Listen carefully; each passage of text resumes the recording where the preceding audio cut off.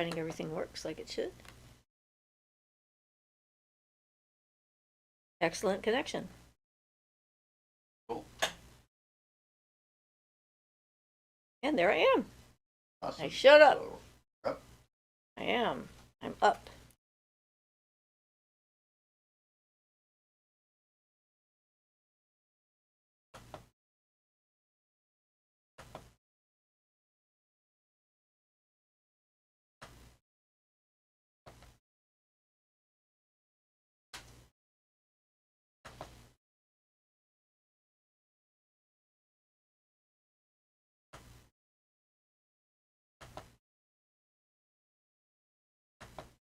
Here we go.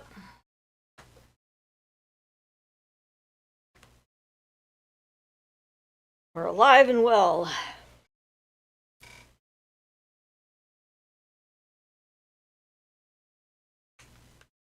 Ian says, hi, everyone. Carla says, hi, Siofra and Ian. How was your week? Love your necklaces, Siofra. Thank you. I found these 2 necklaces. I have a couple of others that I found, too, that I'd forgotten I had. So you know me and Amethyst decided to dress up with that today.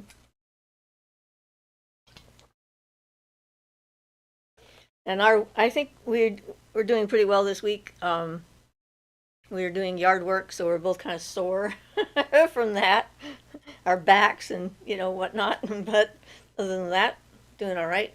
It's windy today again. Seems to be windy a lot, but it's clear, so we have clear blue skies, so that's kind of nice. Carla says it's your color. Yes, it is.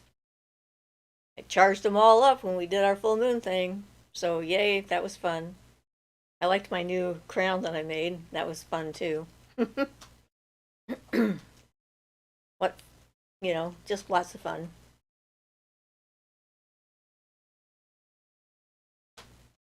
And at the moment, we're going to have to retrain our cat to not go into the rabbit's box to poop. So, fun and games with that. Other than that, though, everything else seems to be working. Ian says, please feel free to ask any magical questions you may have as long as they are legit. Jen says, hello, everyone. Happy Sunday. Hi, Jen. Teresa says, I'm glad I managed to get gardens in before my procedure. Seeds are sprouting happily. Awesome. And I saw that you're now wearing sunglasses, Teresa, so looking cool to protect her eyes after her surgery. Getting both done at the same time. Pretty impressive. Get it all done, out of the way. Don't have to worry about it anymore. So yay for that, right? Don't have to go back in later and do another set of recovery. My sister had a tornado watch last night. It managed to miss her house. It skirted around her property, so she was glad of that. And Carla says, I'm nursing my hip and shoulder. I loved that crown. I saw a clear diamond shape during the charging. I kind of took it as a complete type of circuit. I'm not sure, but it was good. Yes, it was good. I liked it too.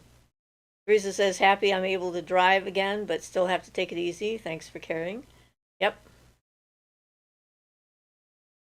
So, and my sister lives in Virginia in Culpeper, which was one of the 2 locations in the country where someone attempted to drive through the protesters. So she's kind of annoyed by that. I saw it on the news and I'm like, wait a minute, that's where my sister lives. I'm not happy about it. But all in all, it was fantastic. I mean, some of the pictures that have come out of the protests around the country on yesterday were incredible, amazing, and encouraging to say the least. So I'm really happy and glad that people are able to still protest and not end up, victims of whatever, violence, etc. Camille says, hello, going to lurk, feeling too emotional to use words that may evolve. Well, welcome, and lurking is fine. We have a number of people who lurk. And if at some point you feel you want to share, feel free. Carla says, ooh, yesterday was off the hook. No kings ever. Yes, I am totally behind that sentiment. Carlos says, I'm nursing my, oh, I said that one already, sorry. I'm just going back. I'm going, did I forget something? No, I did not. I was good. So how are everyone else doing? Now's the time. Bunny is still very happy with his clipped nails, and his leaping and spinning and stuff has just gotten completely and totally outrageous. Yeah, he's pretty awesome. He is very awesome.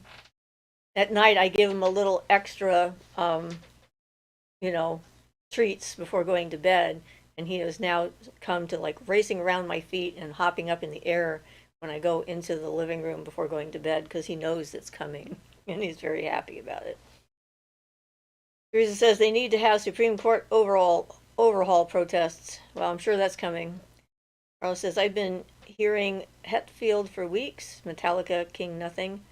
Never did I have Metallica as prophets on my 2025 bingo card. You never know. The ability for some things to foreshadow current events is sometimes quite astonishing. It truly is. So, yeah. I think there's a lot of things we didn't have on our 2025 bingo card that have been surprising. Another beautiful day. We should enjoy them while we have them.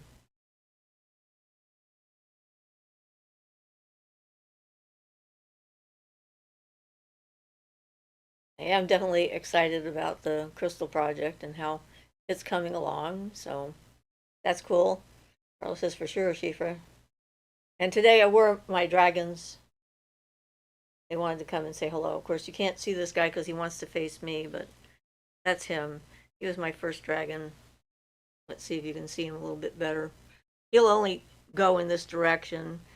And then I found another one at Goodwill, or no, hospice, I guess, one day. And I think it became an anniversary or birthday present or something. I'm like, well, that's pretty cool. You don't see them very often. So today's Dragon Day. Teresa says, trying to think hard about a magical question. Give me a few minutes here. Well, that's why I gave you a 15-minute warning. To let you know we were getting ready to get started. We just finished watching the documentary on the submersible that imploded off the coast of Newfoundland. And it was pretty, in my mind, a very interesting example of how ego and manifesting can work at odds with one another, because he was insistent that he knew what he was doing and he was wrong because his ego was so inflated he couldn't envision the notion that he could make a mistake. And doing that video on manifesting, it's like certainly your will is a part of the equation, but you also have to be able to step aside of your ego and to see what's the real picture of going on, because there was plenty of warning that what he had manufactured was not going to work, and yet he persisted and ignored all of the information, the science, and the warnings by the people that worked on it that were really concerned about the safety issues, in favor of his inflated ego and his sense of purpose, that he had this purpose to make this accessible. It was certainly interesting, but recommend it. And as a documentary, the evidence is quite clear. Well, yeah, it was clear from the very start that sub was going to break down. And they've got all the evidence on tape. They got all the voice and everything. Yeah, pretty clear, and he knew it. It was just all his ego. Kept going with it. Well, it was clearly going to give out. Well, probably a little bit of what's the name of the syndrome? Yeah. Where you think you're smarter than you are. Well, the difference is, though, he actually was really smart. He just let his ego override his intelligence. Yep. Totally. Yeah. So Carlos says, I have a magical question concerning elementals. I have been using air and water, overusing, to wash and blow corruption out of my town. How could I balance that out a bit so we're not under flood tornado watches constantly? You can do something like we did. We charged up some crystals to suck all the bad energy out, and then we buried them to suck it all down into the ground, for example. So that could be another recommended procedure to do that. And that way you've got a physical substance. Just charge it up before you bury it to keep sucking the stuff out for, for as long as it remains in existence. Make sure you give it that time limit. For as long as Yep. it remains in existence, it'll keep grounding out all the negative energy. We did something like that in our town. I can't say we've seen huge results, but then who knows how bad it would have been if we hadn't. Hard There's to say. that. That's one of those things that's hard to protect, but we did Yep. it just to give it a shot. And that will bring earth into the equation? Yep. Because then you're using earth to ground everything. Yep. I'm not sure how much that will help with the weather changes from, climate change, etc. Because Yeah, that's those are consequences of our own actions. And unfortunately, some people are going to be in the path of the consequences of that. But that would help the energetic aspect, for sure, I would think. So you could use obsidian, would be a good one to use. And I don't remember what we used. Was it obsidian? It might have I been. think it was.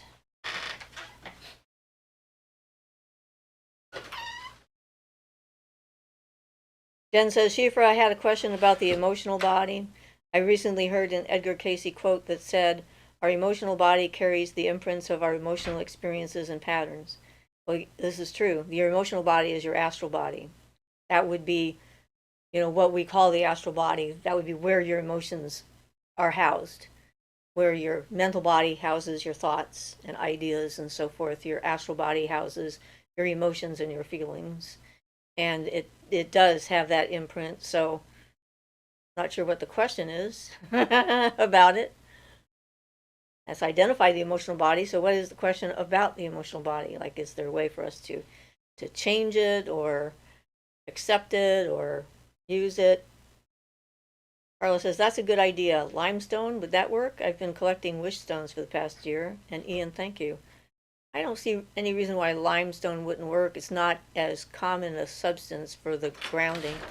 Ian's coming back. He just moved the water, I think. Yeah. So Carla wants to know if limestone would work for the grounding out the negative energy. Well, yeah, but limestone, since it easily dissolves in water and Right, stuff, it would not yeah, maybe but- last as long. Yeah, but that would be fine. I mean, I think Pretty much you something, can use anything. right, But the more But- it has earth qualities like heaviness and weightiness and stuff. right. the You'd probably be better better. off with a piece of granite if that's what you're looking for, a metamorphic rock of some kind from your area, than with limestone because of its ability to just dissolve in water. And basically look at weight. Basically, the heavier it is, the more earthy it's going to be, or the more solid also, the harder it is to break. Yeah. Petrified wood. I only mention that because we've got rivers around here. We can find lots of petrified wood. That's and- true. Petrified wood's a good idea. Yeah. Yeah. Carlos says, granite. Love it. Okay. Teresa says, have you ever had an animal familiar? If so, what did you do together? You mean a living animal familiar? Not really. I mean, I've had some animals that I was really super close to, but most of my familiars have not been of the physical type. I've met some people who have had them, and we met one woman who had a cat as a familiar. She brought with her to a ritual weekend that we went to in Rug Valley around Ashland area that one year. And the cat traveled with her and helped with magical operations and so forth, but no real personal experiences in particular. Jen says, when this field is damaged by trauma, it creates energy vacuums which can drain our vital force if left unaddressed, and that can repair tears in the emotional body. What are your thoughts? And that cats can repair tears in the emotional body. What are your thoughts? She asked the question about the emotional body, according to Edgar Cayce, above, which I said, yes, that's true. That's astral body, emotional body are the same thing, basically. Well, cats are really good at healing people. One of the things that we respond to their purr in a positive No. physiological And manner. they care. I was very sick, and we had a cat, Jasmine, who like clearly like really was with me when I was sick, and like started mirroring some of my illness symptoms while I was sick. It was clear she was very concerned about me, so it was very helpful psychologically, if in no other aspect. Yeah. And energetically, I think she was very healing for me. And I think too that, the shadow work and psychological work on trauma and rebuilding yourself up and having positive experiences, positive emotional experiences can help to heal those kinds of trauma events. Because generally speaking, those trauma things that take place are because we're with highly dysfunctional individuals and they have, um, for want of a better word, contaminated us with their stupid views of who we are in an attempt to control our behavior and to feel better than us or whatever the psychological meaning or reason for that kind of stupidity happens to be. And so, ritual working on yourself and healing the child within and addressing the trauma directly and addressing that inner child that you have and promising to keep keep that child safe in the future and taking stock and taking care of those situations that can bring that about and paying attention to them. I think they all kind of work together. I mean, a cat's a great idea, but I don't think the cat alone would do that. But having a pet that loves you unconditionally without any kind of judgment is a step in the right direction. And that extends to all of their life, like trees. That was the help for Yeah. me, was connecting with trees Yeah. that, acknowledged and accepted me for exactly where I was. That was a huge boost, support system that I didn't even know I had available to me. And so, yeah. And yeah, these things we can heal from them. Otherwise, I wouldn't still be sitting here because of all the stuff I've been through. And hopefully, that is a hopeful thing that I can inspire people to, get better and take care of themselves and become well instead of being stuck and trapped in these traumatic events for the rest of their lives. But it's all about making new experiences and changing the patterns that we have. It's one of the reasons why it's hard to recover from abuse is because those patterns are pretty ingrained and you get attracted to the same patterns. It's sort of like the energy attracts you to the same circumstances and situations until you actually can go about healing that. And I think I've noticed over the years a lot of people think that they've been cursed because they can't find a good mate or friends or job or whatever. And the reality of the situation is that they are their own curse because they've been so traumatized by past experiences that they are sort of, a magnet for negative experiences because that's what they know. And it's not easy to shift from being attracted to negative personalities and trying to change them or make them validate you or whatever into accepting only positive um, circumstances from other people and valuing yourself enough to not allow that to become your life again and think that there's something wrong with you because you keep getting into these situations. There is something wrong with what's happened to you, but it can be fixed and repaired, and then you can make better choices and be attracted to better people. For want of a, it's hard to try and put that in a complete nutshell. But I was actually talking about this earlier this week with Ian and I when we first got together. I'd never been in a relationship where fighting wasn't always a constant thing. And so, as the adrenaline addiction that I had from being traumatized so much started to drain out, I was in a phase for a while where things felt kind of dull because I didn't know how to feel about not being threatened constantly. It's a strange Well, yeah. place Well, to be. it's really understandable though. Your set point, like they describe it in psychology. I can't remember what it's called, but your set point for normal becomes skewed, and then once that becomes your normal, of course, anything other than person's normal is uncomfortable for them.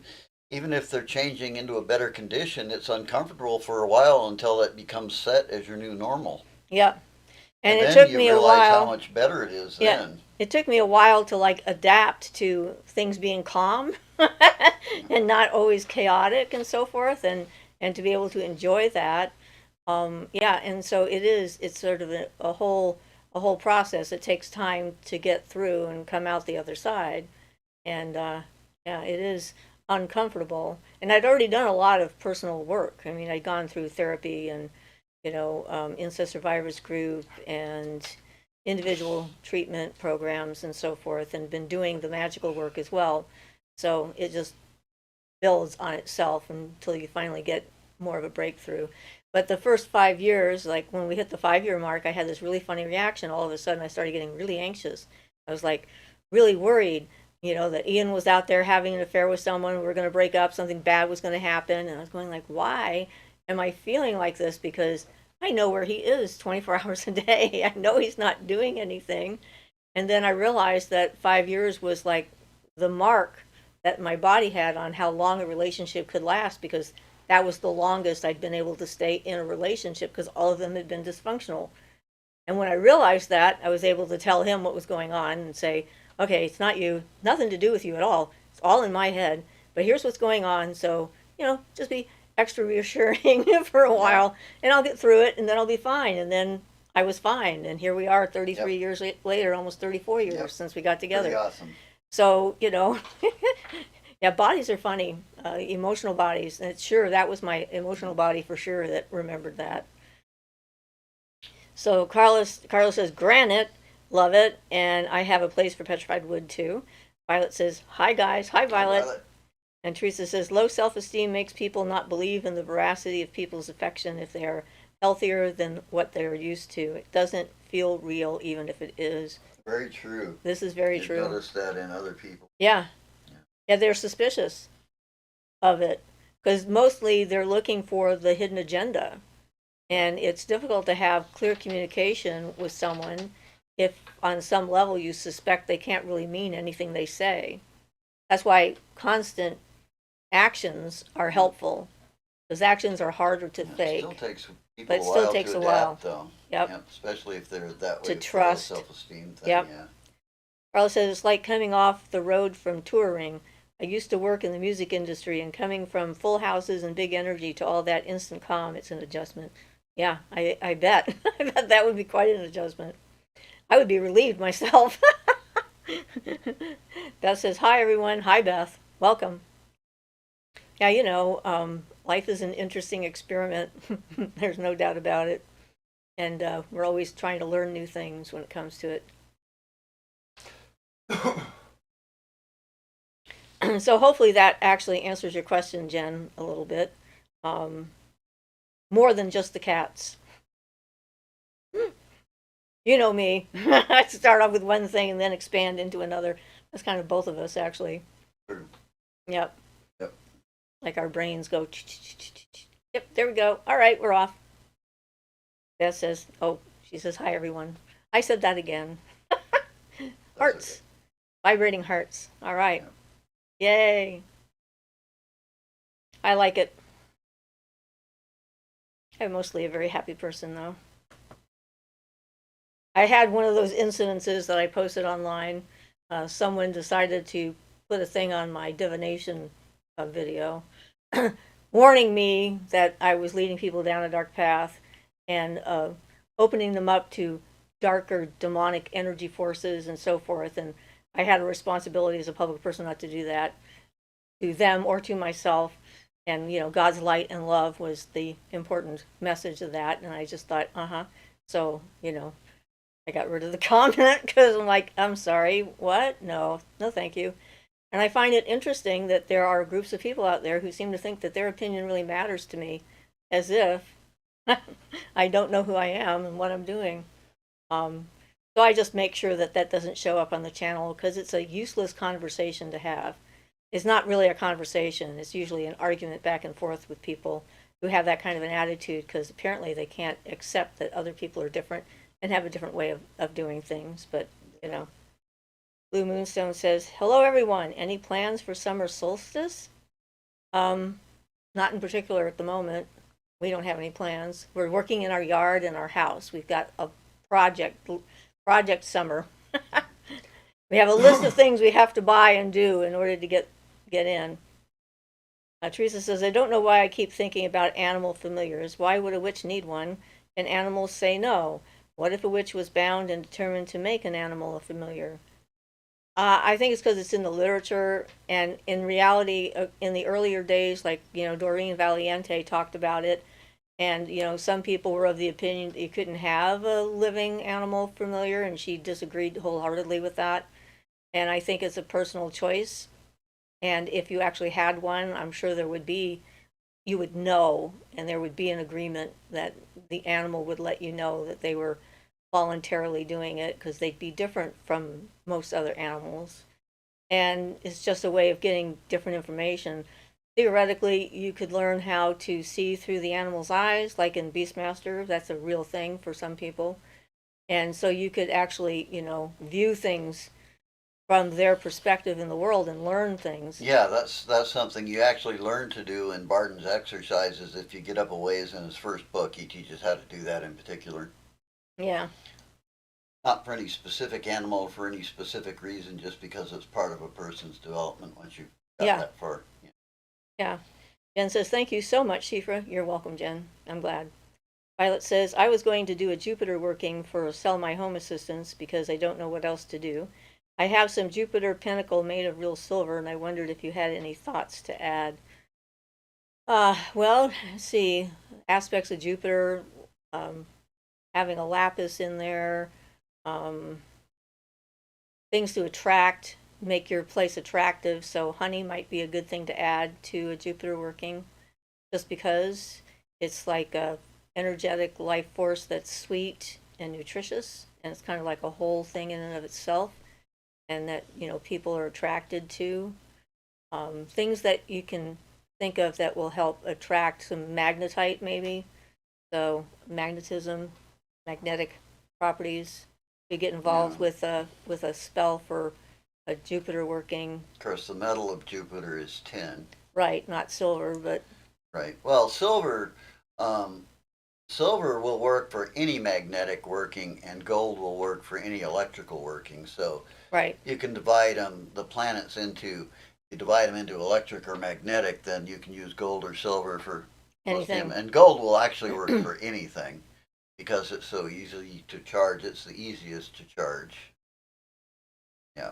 But if you can't afford that, then tin for Jupiter if you want the metal, and the colors a deep blue like lapis, or lapis is actually a good stone. Yeah, lapis is a great stone to use. I use lapis a lot when I'm doing workings with Jupiter. That's a good Jupiter stone, specifically kind of related to the wealth idea because of the goldish flecks in it. Right, it actually in some cases has actual gold flecks in it. The more expensive type of lapis has got a little bit of real gold in there rather than pyrite, but it might be pyrite. I don't know. Anyway.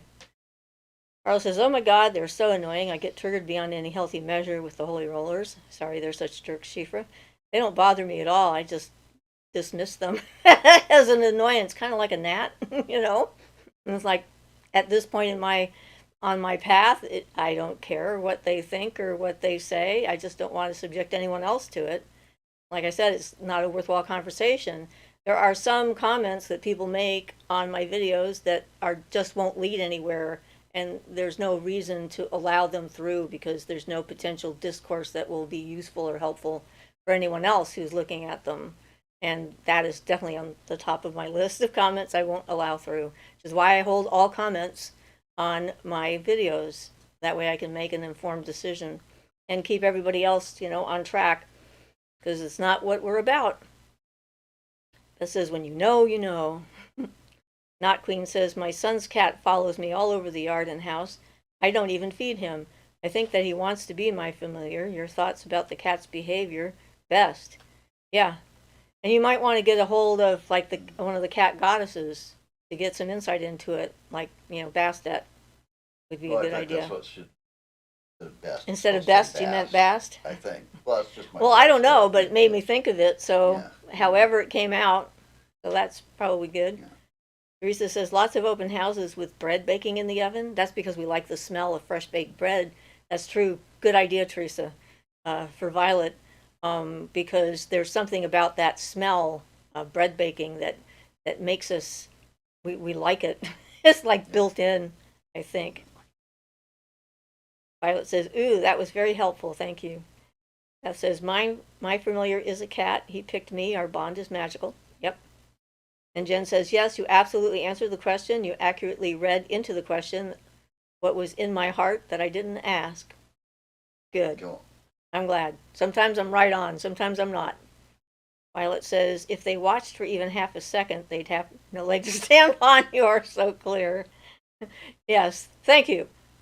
But people often don't actually listen to the words that are coming out of someone else's mouth. They listen to the conversation they're having in their head and then pick the words that they're hearing from someone else that match whatever's in their head or conflicts with whatever's in their head and don't actually hear what someone is saying. This is one of the reasons why communication is difficult. Most people don't know how to stop their own conversation in their own brain to actually comprehend or listen to what the words mean to the other person instead of internalizing, interpreting, and projecting and jumping to conclusions and then jumping in to share their opinion. So, but thank you. I appreciate that. Violet says, "Thanks, Teresa." Beth says, "They like brownies too." Not Queen says, "Thank you." You're welcome. I mean, it's like I said in the earlier question about familiars, I think that if they want to be a familiar, they let you know. And cats are more likely to do that, but some people might have dogs, I'm assuming. Because, there's the whippet was considered a magical animal in ancient times. So, like the whippet, the rabbit, yeah, there's a lot of different animals out there that are considered potential magical, I don't know, powers, holding places for certain kinds of abilities and things like that. We actually had someone who had a whippet across the street from us for a while. I don't think they knew how to take care of it. I was pretty sad. They're not there anymore. Neither is the whippet. But I recognized it right away. It's sort of like a miniature greyhound, same shape. They have this very leggy and look to them. They're sort of interesting. But yeah, so they're good questions. Teresa says, "Pinky might agree to be my familiar if I promise to scratch her chin every day."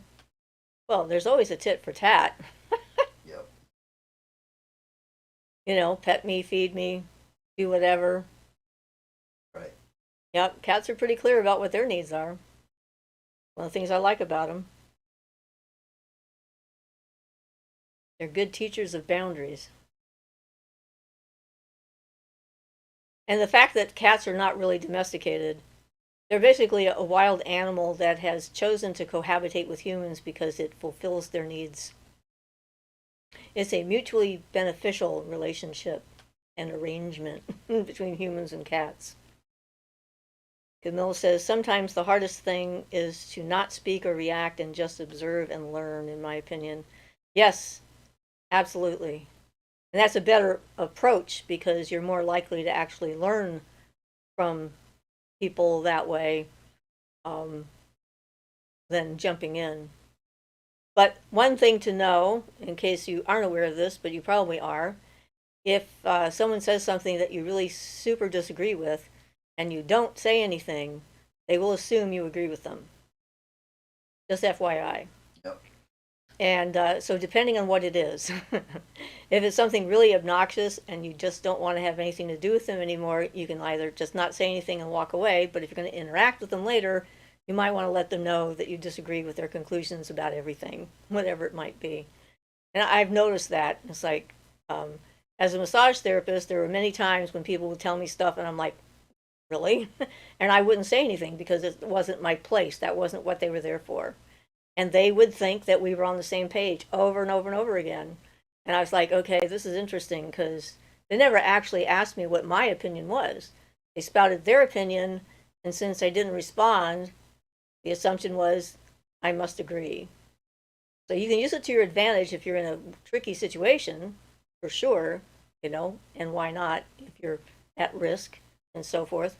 You don't need to let them know you disagree with them, but just to be aware of it. It's one of those weird things. Aaron says, hello, sorry for being late, but you're here. That's all that matters. Teresa says, I accidentally cracked one of my wands and want to use myrrh gum to repair it. Is there a way to do this, and what extra powers could a repaired wand have? I don't know. I've not used myrrh gum, but I would recommend if you're going to use like myrrh gum to repair it, you might want to also wrap it in wire to make sure that it stays in place, maybe. Yeah, I don't know. I don't know about Mergum myself. I don't know anything about it, so I can't say. Yeah, it's Yeah. not not a thing I've used, so I don't have any experience with how long it lasts or what its potential breakdown phases might be, or what you should, if you should mix something with it, or whatever. So, and I don't know. I mean, the wand will have whatever abilities you've placed in it.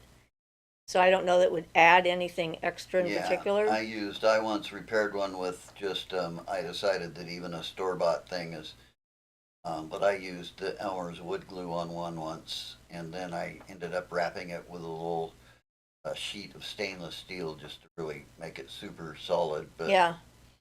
And you can buy tubing, like, it's depending on the size of the wand, you can buy copper plumbing tubing, and copper is a good metal for yeah, conducting and so forth, and slip that on over the yeah, wound, as it were, and solidify it that way there too. would be people that say that since the wand represents the will, it's best if one get broken that you just replace it with a new one, but that's harder to do if you've had the wand for a long time, and especially if you've got all kinds of charging in it, and then you have to start over again. So, And it depends on your know, mindset as well. I think it's okay to use a repaired wand if if your mindset is okay about it. If you have any discomfort about it, then you know, but you need to be okay with the idea of using it repaired. And in my case, I am.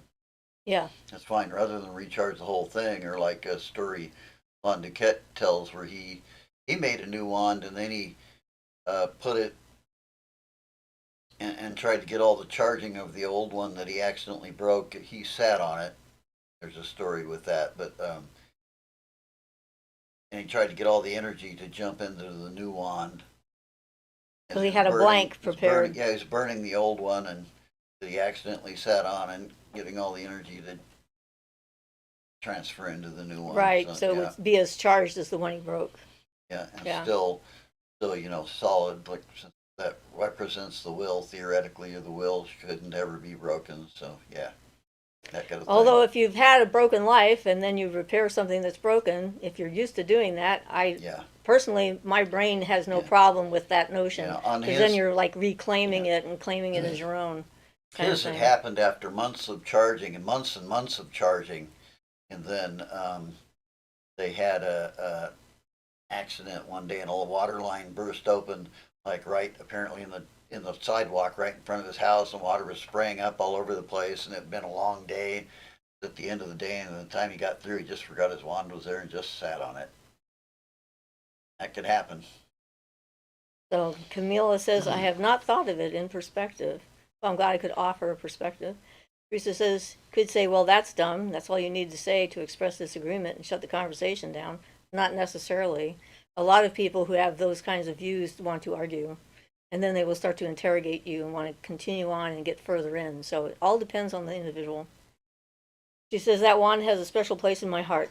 My first one I made. Well, in that case, you should definitely keep I it. understand. My wand that I cracked, I didn't break it, but I cracked, had been, I'd gone to all the trouble to find a wild almond tree and cut it like on whenever it was supposed to be cut, like the beginning in the morning, Easter morning. I went out and cut it before work and everything, and went to all that kind of trouble, like the old And it was ceremonial blooming at the wand stuff. time. Yep, And yep, right, right in the season when it was blooming and all that special stuff. So I sure as heck didn't want to throw it away, especially since I don't think that almond tree is there anymore. yeah.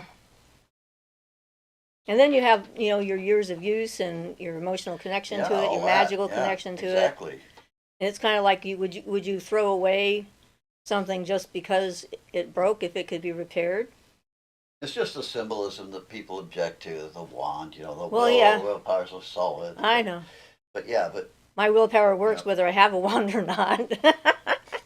well, yeah, But yes, absolutely. but yeah. But that's the thing. That's why I said it depends upon Yep. how your brain works.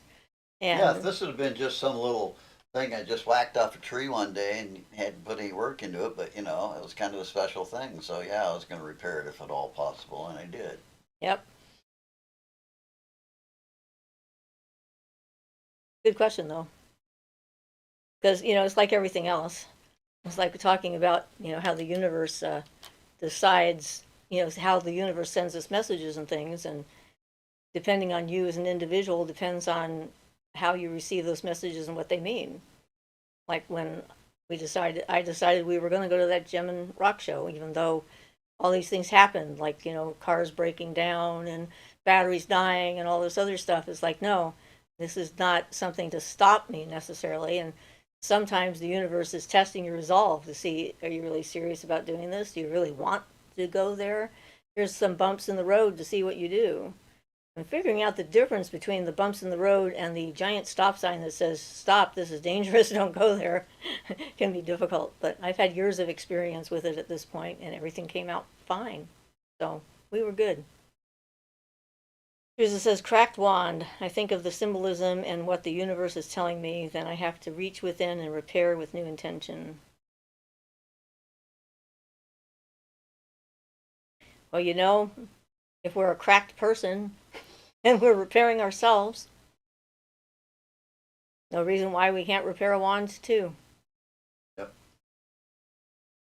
Like, this is just the way I am is kind of a rationalization that doesn't work for me because you can change how you are. Just have to work at it. Doesn't happen overnight, but yeah. Cracks are what lets the light in. Yeah, that's one way of looking at it. Like I said, it's your wand, your brain. That's what works for you, works for me.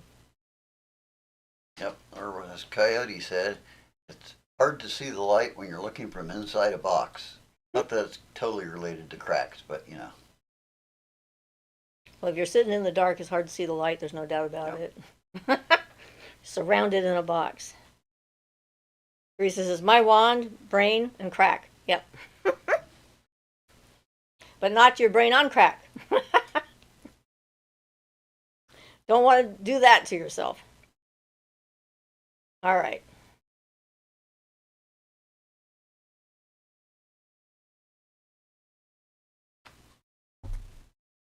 And we ended up getting a lot of allergy reactions to working in the yard with all the wind and the dust and the soil flying into our faces. That was interesting, happening that way.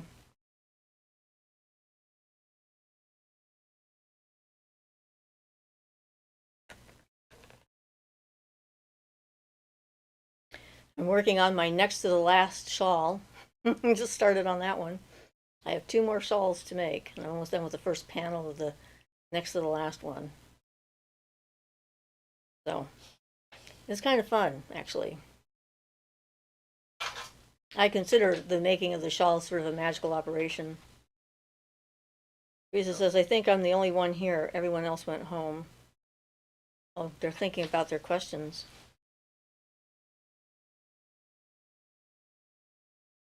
There's still plenty of people here, I'm sure. Sound off, people, so she knows she's not alone. Says here there's still about 20 people out there watching. Gabrielle says, hey guys. Hi, Gabrielle. How are you?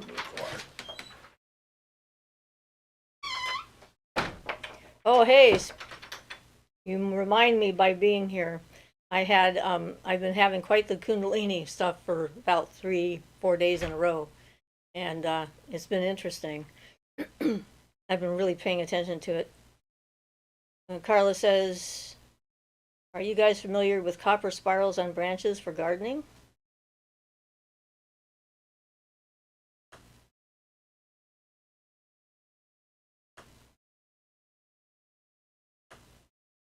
Here I am. No, I'm not. I've not heard of that. Jen says, the night before last, I dreamt of my childhood cat Midnight. I have had cats all my life, but he is the one that I have recurring dreams about. Yeah, I've had cats all my life too. And I have some of them that were very close to them. We had quite a bond. Like my very first cat, Roscoe, and then Charlie was another cat that really stood out in my life. Violet said, I just found some lapis just now. So is the idea to write out my intention and put it in a special bag under my pillow since I don't have an altar right now? Suggestions? Yeah, that's a good idea. Although I don't know how you would put honey in that without it being gooey.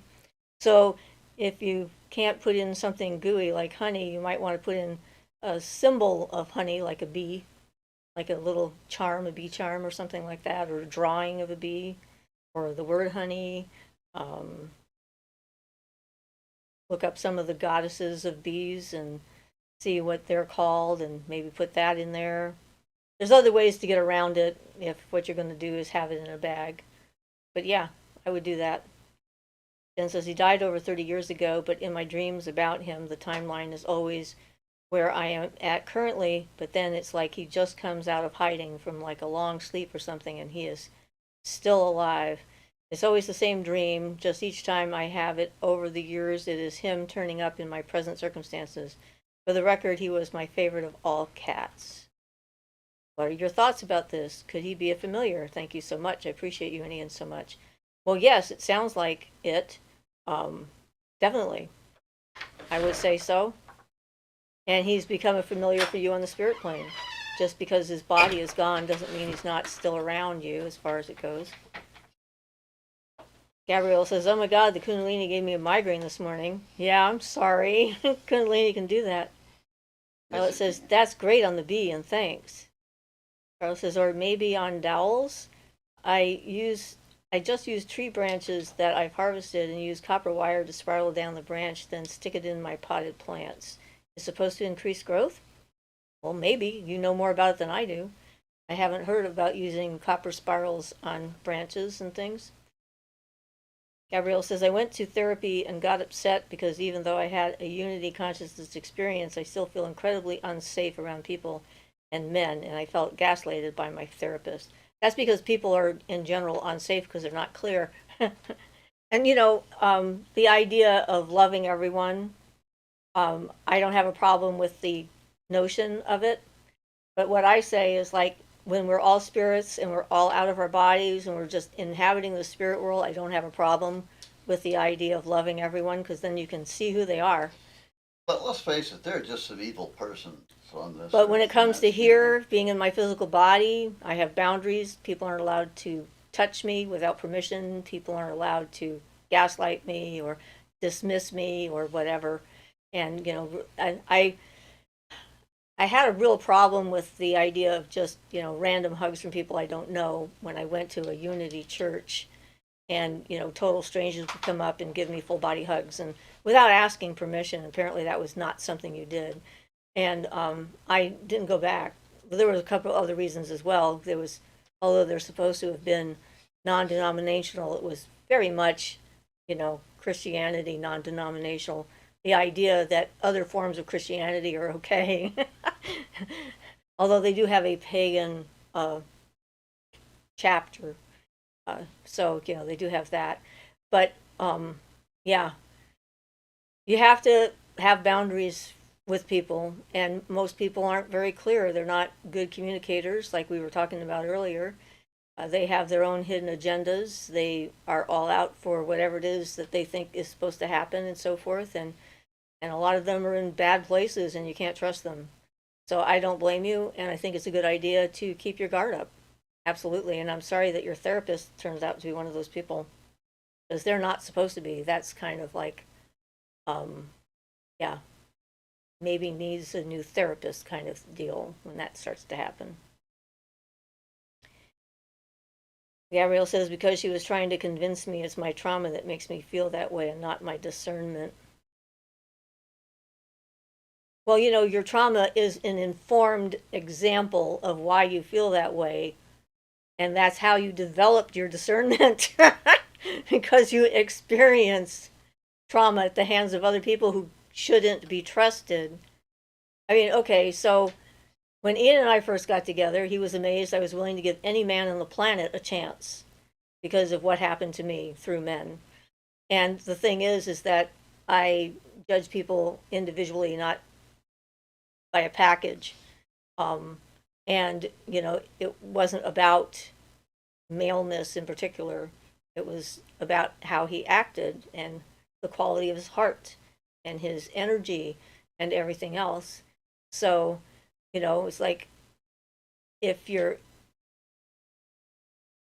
you need to be able to trust your own intuition, and a therapist is supposed to help you lead to your own conclusions, not tell you what is going on, which also seems like a bit of a flag there. Um, because the whole process is about you becoming you and being able to trust yourself, not ignore your instincts in order to prove someone else wrong or right or whatever. I don't know.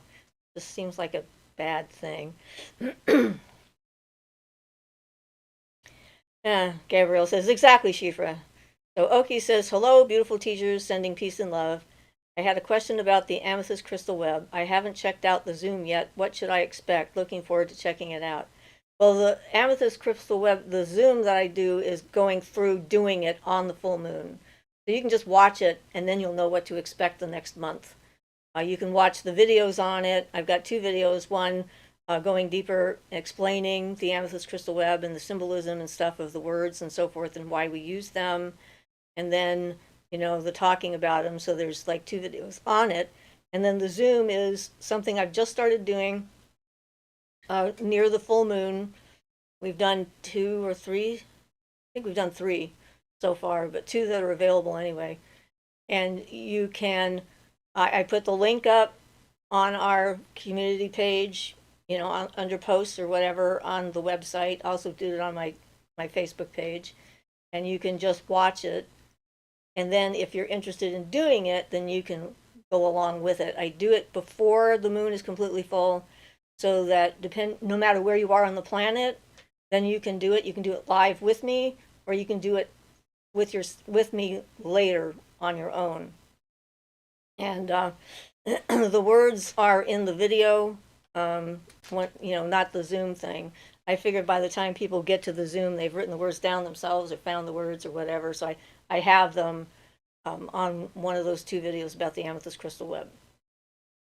So what you can expect, I generally call in the elements to just sort of be there with us. This time I called in the moon goddess to be there with us.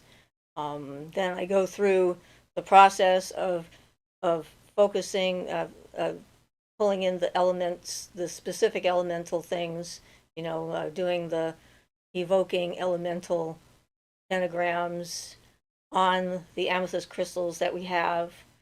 And then after we get those charged up with the earth, air, fire, and water, then we take that energy and focus on joy, peace, and tranquility, which is the whole focus for the amethyst crystal web, is to imbue it with that energy of joy, peace, and tranquility that anyone can access, whether they know about it or not.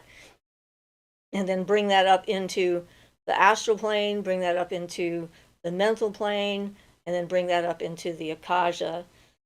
And then really focus it out there, because that is like all time, all space, you know.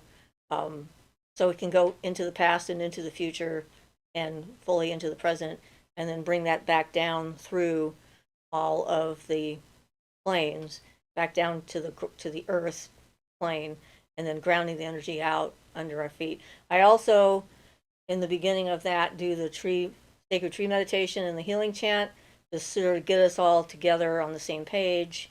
And that varies depending on the mood I'm in and what words I say. You can also watch that video, the sacred tree meditation with the healing chant, and then you'll know that that's coming. So I definitely think it's a good idea, if you've not done any of it like that before, to watch that.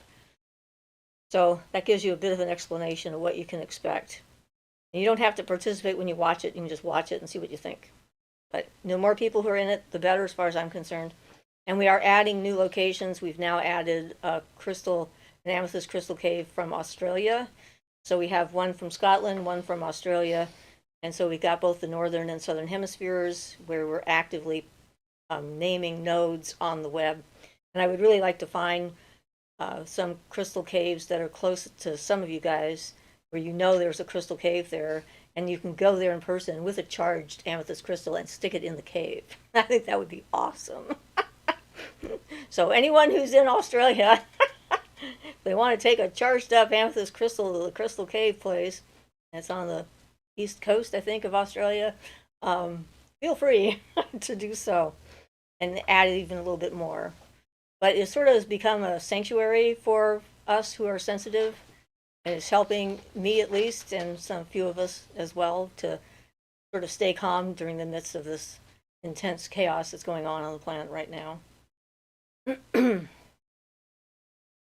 So Gabrielle says, yep, I think she doesn't want me to be a shut-in and reintegrate, so she's putting the onus on me, like I need to try harder to get out there. I like men, but most of them are not on the up and up. And exactly, I'm going to do what I'm going to do. If I don't feel safe interacting with most people, then I won't. My therapist is Delulu. Oki says, have you ever been crystal mining? No, I've been in a crystal cave, though, and there was covered in crystals at the bottom. And we have found, we did a rock hounding trip one year where we found a bunch of, I guess, let's see, what's it called, limcast? Limcast, yeah, a bunch of and then eggs, thunder eggs, yeah, and so forth, so that kind of thing. petrified wood. Yep. And we have a lot of places in Oregon where you can find garnets.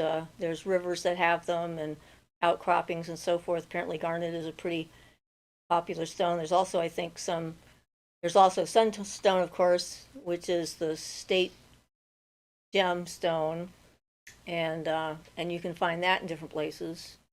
But I've not really tried to harvest crystals out of a cave for my own use. We picked up some debris on the bottom of the Stanislaus Crystal Cave, and it's a clear crystal kind of thing. Jay says, your Zoom full moon meetings are definitely helping me to stay safe, sane, and calm. Awesome. Glad. Carlos says, I'm trying to find out if someone I know in Australia is near the cave. He has a mineral ship, is not into the metaphysical side of things, but would probably let us charge one of his up place it stop shop north shop north ship shop not ship, okay. He has a mineral shop, okay, gotcha. Well, boy, that took me a while. He has a mineral shop, not into the metaphysical side of things, but would probably let us charge one of his and place it, charge one of his up and place it. Well, that would be cool. I mean, hey, they don't have to necessarily believe in it if it's charged up. Charge it up and mail it to him and let him stick it in the cave. Whatever works. Yeah, crystals are awesome. And amethysts are super awesome. They're such a great shop, great ship, great stone. Teresa says, I was intrigued by the mineral ship. Stories you could tell. Oh my goodness, I saw a story about a guy who sat on a crystal chair and broke it in a museum. Really? Yes, a tourist. He sat on this very fragile piece of art and broke it. They managed to repair it, but I hope they put like something around it so no one could sit on it again. It's like, oh my. And then him and his wife snuck out. They didn't like tell anybody what happened. They just left. Gabrielle says, I've been watching a lot of feminist content on TikTok, and I feel conflicted because I don't hate men, but many of them are not conscious and don't respect women. I can't pretend that's not a thing. This is true. But not just men, but women too. There's a lot of people in general that are not very conscious. I think it's more common than not. Oki says, I find myself in situations where people like touching me or my jewelry. What are some techniques that you use so people avoid touching you? One I use is constantly moving. If someone approaches me to touch me, I put my hands out like this and back up and say, excuse me, no, don't touch me. I didn't give you permission. But yes, moving helps. You can also like work with your aura. Like if somebody's approaching you, you can pretend you're a porcupine and get some quills going out there and make them feel uncomfortable. Oh, here's something else that's weird that works. If you want someone to feel uncomfortable and get away from you, focus on their third eye. Look them straight in the face and focus on this spot right here. I recommend you try this with someone you know and see how it works. And they will start to feel very uncomfortable. Ian used to do that to me all the time in restaurants, and I would go wanting to hit him and make him stop. It works. It just, Not exactly what I was doing. well, that's how I interpreted it anyway. And but that works pretty well too. But you have to get them before they approach you, so it might be too late. Carla says, can we charge one of his amethysts, though distance, of course, that he could take and place there? Yeah, potentially, if we have his address. We could charge up all the amethysts in his store. Jen says, how would you interpret that? And if he is a familiar, how should I work with him? Suggestions? As you know, I am the beginningest of beginners and know next to nothing. Have a conversation with him, get to know him, call him, have a dream on purpose, ask him questions, because if he's a familiar, he should be able to actually give you information, and he might be able to tell you. Gabrielle says, yeah, a lot of women are terrible too, but I'm not interested in dating them. Well, this is true, which helps. Carla says, Teresa, oh, on the good ship Amethyst to the tune good ship Lollipop. Ah, yes.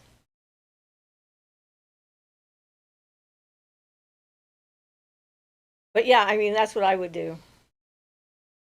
I've had some of my spirit animals protect me in dreams. And I had like someone one time try to attack me in a dream and sent two Black Panthers after me, which was a huge mistake on their part because the Black Panther is one of my power animals. And she came around the corner to finish me off and found me standing there with the Panthers curled around my feet. So, yeah, that was kind of an interesting dream experience. Ross says, ooh, I'll talk to him later this week. This will be good for him to see if he can tell a difference. Well, there's that too. Yeah, that could be interesting. Charge it up with the energy of joy, love, and tranquility. Of course, they're naturally kind of like that anyway. The amethysts. We're just increasing their properties. Is the best way to work with a crystal. Know what their natural properties are and do that. So.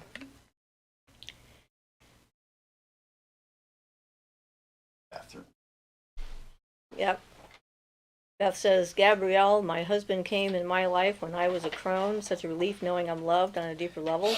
I don't allow anyone in my body space touch me without my permission. Good for you, Beth. And, you know, I think it's good that people learn that because, you know, hugging is a very intimate thing to do. Touching someone is an intimate thing to do. And it should be sort of standard, like, I don't know, manners, just basic manners, to not just go up and like touch somebody without asking them if it's okay first. With my clients, as a massage therapist, with my clients, I'm like, they knew, and some of them could hug me and some of them couldn't, you know, and some of them is just like they say, I wish I could hug you, but I know you don't like it. I'm not going to say that's not true. It's just I don't want you to hug me. It's not that I don't like hugs. It's just like this particular energetic thing is not working for me. So please, you know, go take your energy and go because I'm done with my work on you. But yeah, it is sort of one of those things you just wonder. And when you're pregnant, oh my goodness, there are so many people. Total stranger will come up and start touching your belly without asking permission all the time. It seems to be a standard thing culturally for some reason.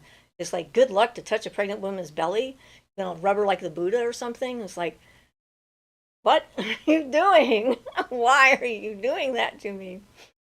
Yeah, it's funny. But, you know, there's nothing wrong with having your own boundaries and saying no. And it should, I think that the more clear we become, the less comfortable we are with the average person because we're aware of what's happening in them and in us and so forth. And, you know that they're not understanding what you're talking about or what have you, or their energy is off and you don't want to be too close to it. And it's not that we're judging them critically in the sense of like a negative thing, but they're just not in the right space to be safe for us to interact with. And it's okay to protect yourself. I'm sorry your therapist feels otherwise. They have their own weird criteria, apparently. Like, they do that a lot in medical settings. They ask you questions like, how many times do you visit other people? What are your hobbies? Where do you go? How many times a week do you leave the house? Kind of thing. It's like going to depend on everyone. Gabrielle says, yeah, I don't like people touching me unless I want a hug, and I ask to hug. Beth says, I'm such a hugger, but only when you feel the energy is right. I was the same in my massage practice, only a few I would hug. Yeah. Gabrielle says, I don't even touch my cat if he doesn't want to be held. Well, yeah, no kidding, because cats are really clear and they don't want to be touched. They're like, no, as my terms are not at all. Thank you very much. When I want you to touch me, I will jump on your lap and let you know. That's why I like cats, though. They're good at teaching boundaries. I think boundaries are very important. You have to choose them for yourself. You can't let someone else choose them for you. And like I said, I'm sorry that that's happening, Gabrielle, because that would be annoying. I would be annoyed by that. Just like, really? Mm-hmm. So.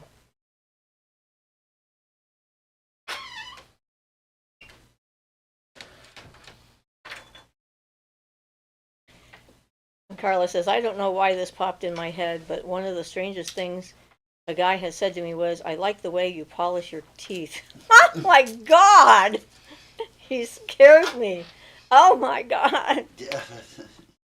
How does he, I hope, knows how creepy that is. Oh my. Probably has no idea. I don't know. Yeah. I'm what? Yes, and then the smelling of the hair without permission is also like, are you smelling my hair? What is wrong with you? Stop that. That happened to Jade once at our store, if you remember. She telling her Yes. I wasn't there, but Yeah. No, it's not okay for people to come up and sniff your hair. In a massage setting, I had a client on the table, um, and he reached up. He's laying, face up on the table. He reaches up to my face, and he goes like this with the back of his hand on my face. And I was like, what? No, no, no, no, no. And he was definitely pushing boundaries like crazy. And I ended up, I fired him as a client. Because that was definitely not okay. That's a very intimate thing to do to somebody, especially in that kind of a setting. But any setting, if some strange person that you don't know very well comes up and starts stroking your face with the back of their hand, that is like way over over the bounds of normal propriety. It's just like, yeah. Be different if it was like a 3-year-old. This is not.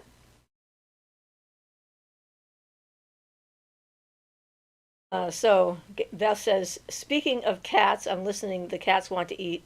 Yes, they always want to eat when you're talking to us. Gabrielle says, yeah, my therapist means well. She wants me to live life and not be a shut-in, but I told her the Kundalini makes me so sensitive that I feel dizzy in crowds. It's terrible. I'm sorry, and it will pass. I mean, it'll get better. It'll get different. Carla says, it was so creepy. I remember him all this time later. And then, oh no, I wouldn't have liked that. Yeah. Yeah. Well, I mean, when I was carrying, walking around with my staff, every so often a man would come up to me, look at my staff, and say, you're not going to hit me with that, are you? Like, why would you say something like that? And then later I realized because someone ought to hit them, apparently, because they were thinking bad thoughts. Violet says, introverts are okay. Yes, they are. And besides which, you're only an introvert when it comes to people who are the dangerous things on the planet. You're not an introvert when it comes to the spirits and the fairies and the energy of the planet and the life around you and the energy that's flowing through you and everything else. It's like, yeah, so I would argue she's wrong. Gabrielle says, my cat would sniff women's hair if they used floral shampoo. He loved flowers. I had to warn people. I would buy that cat flowers. I miss that kitty. Rest in peace, Andy. Well, I don't think most people object too much to a cat like sniffing their hair, but Oh, of course, cats really, I mean, Bugsy likes to chew on yours. yeah, and yeah, sometimes he bites my head to say hello. But, and then my son's cat likes to go crazy in my shoes. Apparently, he really likes feet. And Camille says humans would have a hive mind if individuals didn't need boundaries. Isn't that what makes us so unique? What I am realizing, words are powerful, and no one will see, understand, and or respond the same way. This is true. Absolutely. We all have very different experiences and mindsets and stuff like that of reality, and we're all different ages when it comes to our spiritual and human evolution, I think. And that also is a factor. That says, I'm back at record speed. They are hungry every time they hear your voice. I know, apparently. I have I have the cat hunger time to eat voice that they're now used to. But yeah, so awesome. One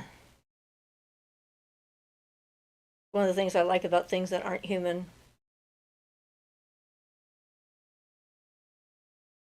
They're generally safer.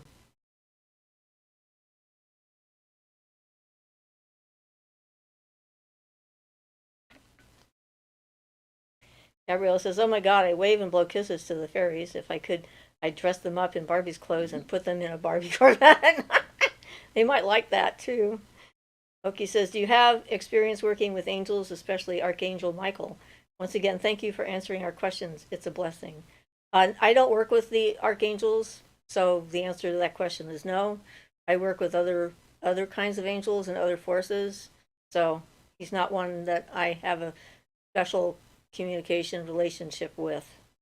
That says I fired massage clients when they get out of line. Yeah, you have to. I mean, you have to learn boundaries as a massage therapist. So good. It's like, yeah. And you need to learn how to respect other people's boundaries because I had any number of people who were, abuse victims that would come in to see me, and and I would always make sure that they knew that if they didn't want to take off any of their clothes, that was fine. I could work through their clothes, and that would be okay. There would be no kind of like you have to do it this way or that way kind of thing, and that they were in charge of what happened to them. Because I think having the being given back the power to make decisions for yourself is important when it comes to having survived abuse. Because usually that's the first thing you lose is the ability to decide things for yourself when you're in a situation like that. Tenzin says, I had a Bigfoot enter my room as an orb and am getting schooled on boundaries. It's a whole thing. It was very destabilizing, brushing up against an interdimensional being. Well, all right then. Sounds like you needed a lesson. And yes, having good boundaries when it comes to all beings from all dimensions is important. Otherwise, you could get like really lost fast and overwhelmed because you have the right to decide how you want to have an interaction to go. Gabrielle says, that's cool, Gibbs. Yep, very cool. Oki says, is there a reason you don't work with archangels? If I'm prying, you can skip this question. Well, archangels have too much of an association with Christianity for me, and I'm not a Christian, and I don't really feel a connection with them in that sense. I think that angels in general are not just Christian, but the archangels in particular have a lot of Christian stories, not just Christian, but Jewish as well. I mean, stories about them. Yeah. And for me, not doing that is helpful for my development and staying out of that stream of energy. There's too much stuff happening. And the thing to realize, there's so many other ways to do things. There's no particular reason I don't work with them, just that I don't, because there's so many other ways to do things, and I'm focused on those. And I agree with the Christian aspects, which makes it slightly distasteful to me, but that would be the only reason. I mean,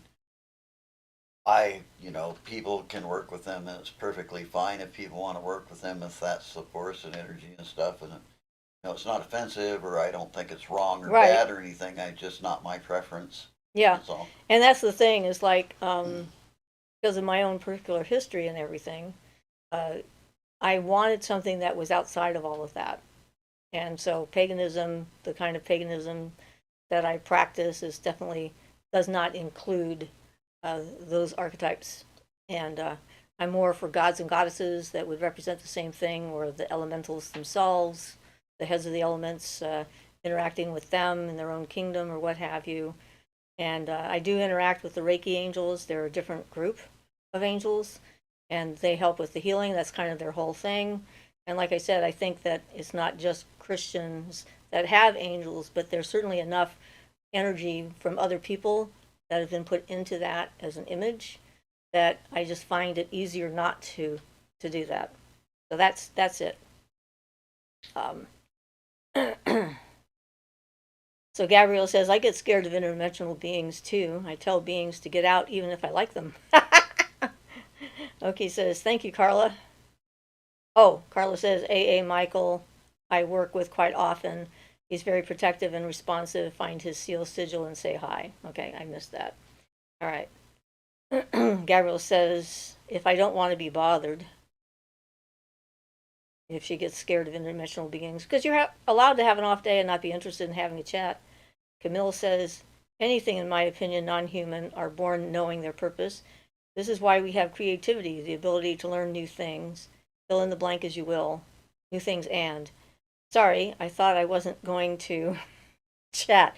Well, you did, so that's a good sign. It meant you felt safe enough to participate, and we're Yep, fine with that's that. good. So welcome. Okay, says, thank you, Ian. Your advice is amazing. Blue You're welcome. Moonstone says, I'd love to know more about the Reiki angels.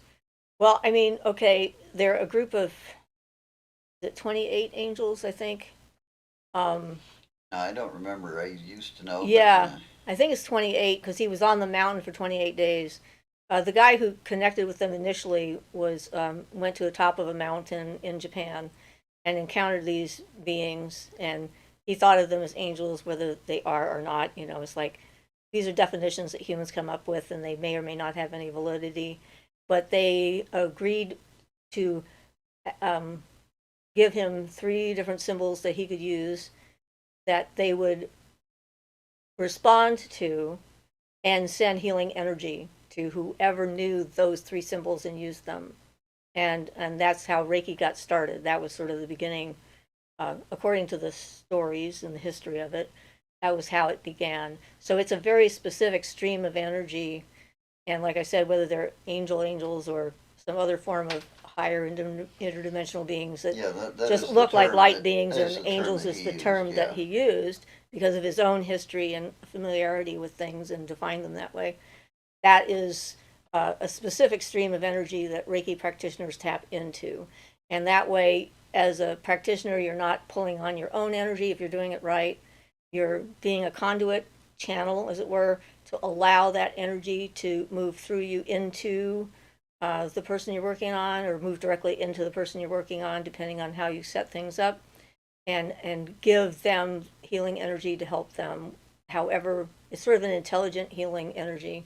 And I was a psychic healer for many years before I became a Reiki practitioner.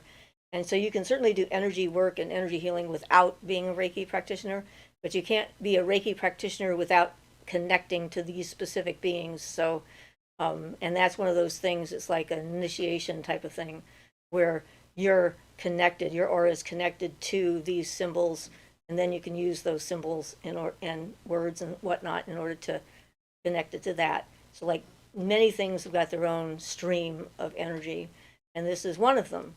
And they're very benign and non-intrusive and they're not judgmental, combative, or pushy or anything like that. They're just there to help.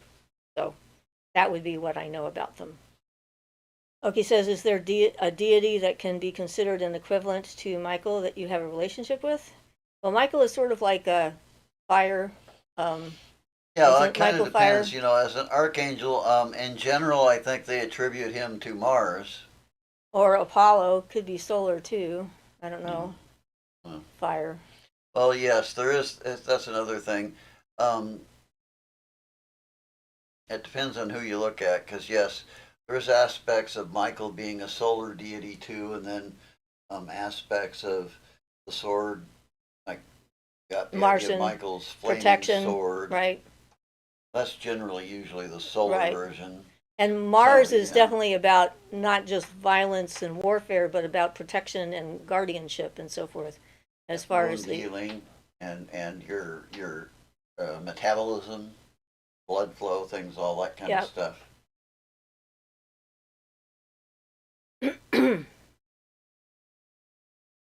So Carla says, Schieffer, that's exactly the reason I work with the AA.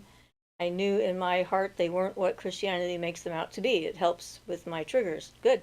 Gabrielle says, exactly, I'm allowed off days. The fairies tap on my window when they want attention. As soon as I wake up, I'm like, morning, aliens. But if I'm watching a movie, then I'm like, not now, guys. Go haunt the neighbors. I'm busy. Good. Blue Moon says, wow, I know about Usui meditating on the mountain in Japan, but I never heard about the angels. Very interesting. Thank you, Shifra. You're welcome. That's what we heard from our Reiki teacher, Well, and several of them, we've and the got a couple books. of books. Yeah. Ben says, Shifra, can you speak more about familiars, what they are, how to work with them, etc., or to recommend some sources so I can delve into it more? Thank you so much. I don't know about sources. I mean, really, I think it's a personal relationship one on one with whatever it is. Um, but they can like take messages to people, I think, and give you messages from the spirit world if that's what they're about. Give you warnings. I would think a familiar would be sort of a good guardian kind of energetic spirit too. So if something was going to endanger you, they might suddenly show up, like in your mind. I have that happen with my power animals, which is similar because your cat's no longer with you, and so if something really big is going on, like I'm in potential danger or what have you, I'm going to sleep and all of a sudden I've got a bear growling and racing and marching back and forth on one side of my bed, and I have a leopard, panther growling and hissing on the other side of my bed, and I'm going like, oh, something's up. I need to pay attention. And then I pay attention to see what's up. So, and certainly they can be a defender of you from a spiritual psychic level. That's one of the things that they are for me. So if someone is like trying to intrude on your thoughts and your energy without your permission, they can be your first line of defense and like, hey, stop, and chase them off, whether it's a spirit being or another person. That's what I would think anyway. But I don't know about books. A lot of the things I learn, I don't learn from books. I learn from experience, and um, I don't always know what sources of information there might be that someone has written about. And if I haven't read the book, I don't know how valid and accurate the information is. So it's hard. I'm sorry. I try. Mill says, may I ask, what do you do when you have a profound thought and understanding and the words can't describe it? Do you channel? Try and sit with the thought. If you're an artist, you can try and draw the thought, um, and express it that way, but know that it's probably something unique to you, and unless someone else has had a similar experience, they may not understand anything that comes out of your mouth. That often is the case. The I mean, I try to use words in such a way that if there is something that someone else has experienced that's similar, the words will activate their memory, their thoughts about it, and bring them to the same emotional place that I'm talking from. But yeah, it's not easy. And channeling is just more words. I mean, you can channel the energy maybe, but not, yeah, I don't know. It's going to depend. When I was doing a lot of channeling, the energy that would come into me affected everyone in the room, and the words as well as the energy itself. And she had a good way of explaining things, not just with her energy, but yeah, it's an interesting process. Okay, says, do you have techniques on improving your third eye, seeing entities, auras, etc.? I'm interested in seeing auras first. Okay, if you're going to see your auras first, I would recommend looking at your own hand in a dim light, and have the lights pretty low and on as much of a neutral background as you can, not too bright, not too dark of a background, and then unfocus your eyes and try to look past. Don't see your hand, but just see the impression of your hand, and look around the edges of your hand, because the energy is going to be not on your fingers but around your hand. And just look to see if you can see something that kind of looks like a heat, like heat in a desert kind of thing, where the air gets that wiggly look to it. That wiggly look is going to be the energy. And first you start being able to see that, and then as you continue with that exercise, eventually you should be able to see color. And I'm seeing colors pretty brilliantly at this point. I mean, the colors are brilliant. Not that I'm brilliant seeing colors. But that's what I would recommend, to start that process. And trying not to define what you see. Try to be open to whatever the impressions are that come, without trying to put them into a category of some kind, because that's one of those things that we interfere with our own ability to experience stuff. Camilla says, by the way, I don't like using the word profound. It's not quite right. Teresa says, Jen, my friend is an author. She recently released a book called The Witch is Familiar. I haven't read it yet, but it's available through Llewellyn. And the book is called The Witch's Ally. Oops, okay. Gabrielle says, I want to learn how to heal consistently. I've healed people before without knowing what I was doing. I healed broken bones twice, years ago. Should I wait to learn techniques until Kundalini is settled? Good question. Not entirely sure. Might be a good idea, though, because you're going through a really huge transition right now until things get a little calmed down. Oki says, I learned an important lesson today. Don't give unsolicited advice unless you're asked. Well, that's a good lesson, because boy. Gabrielle says, so I don't accidentally transfer the Kundalini. Well, that can happen anyway. Gabrielle says, that's so cool. I can see colors occasionally or faintly. Yeah, I mean, Kundalini is contagious. That's the way it is. So if you're working on someone directly, I've had that happen. I've had a number of clients whose Kundalini was just right there already. And I touched them and bam, it's completely active. I've had that happen several times. And one person that came in to see me was quite shocked that it had only ever happened in private until that moment. And also was, one, surprised that it happened, and two, surprised I knew what it was. So yeah, that was kind of interesting. And she had the full-blown ecstatic, energetic experience on my massage table. And then we had that happen once when people were at our house and the woman upstairs wasn't participating in what you guys were doing down in the basement. It was one of those functions. And I was working on her, and her Kundalini came up. So the question becomes, can you facilitate and allow it to just happen without interfering with it and let it go, as it were? Not necessarily bad if someone else is infected with the Kundalini. And I went to massage school, and we infected other people in our class. They actually nicknamed our class the Kundalini Kids because we started off with 3 of us, and by the time we were finished, it was most of the class had their Kundalini activated. So I don't know. So anyway, we're like only have a few minutes left. I guess it's about time for us to wrap up. This has been a great live. Yes, it has. Some wonderful things. Gabrielle says, that's hilarious. Yeah, well, that's one of the reasons why if you have your Kundalini active in India, you're not supposed to go to work, because you can infect an entire crew and then no one gets any work done. Kundalini infection, love it. Yep, it's contagious. But generally, the person's got to be ready for it to happen. I mean, you can just sort of like give them the extra push that they needed. So Yeah. Violet says, so fun. Thank you. You're welcome, Violet. And I want to thank Camille for participating. Thank you very much. Everybody for participating. Everyone. But she's the new person who was worried about participating and wasn't sure she's just going to lurk.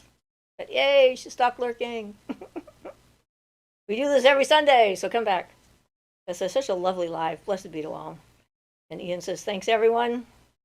Yep, it's been fun. So Carla says, much love all. Siofra and Ian, you're awesome. Thank you so much. What a great live. I've enjoyed it. Time really flies when you're having fun. Yep. Gabrielle says, that was great. Good. Glad to hear it.